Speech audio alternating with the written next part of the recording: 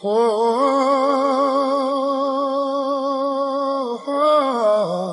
up, all teachers, time to teach a new way.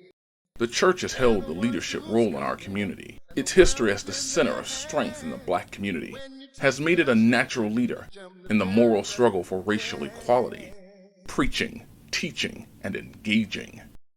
After all, the church is thriving and will never decline.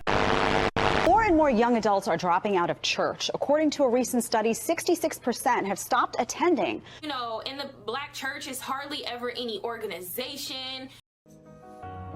Let's be honest, we can all see it. The decline in church attendance among young people and the drift to alternative forms of spirituality.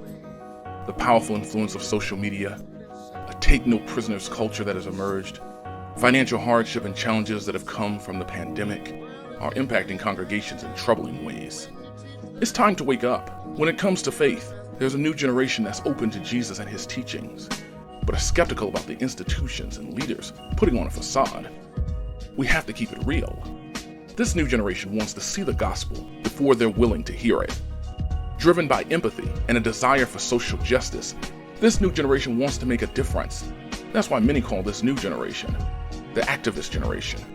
It's time to wake up. If we're going to reverse the decline of the church, we must first be willing to actually listen to what young people are saying. Moving forward, church is going to be different. Worship is going to be different. The preaching is going to be different.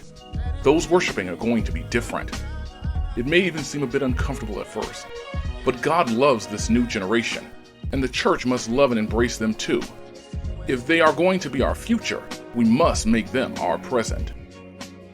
Imagine what would happen when the activist generation for a cause is connected with the greatest cause in history, the message of Jesus Christ.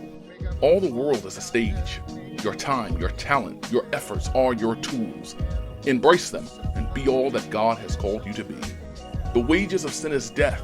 We can't just be open for business, but we must be about our Father's business. After all, the question is still the same. What type of church will we build?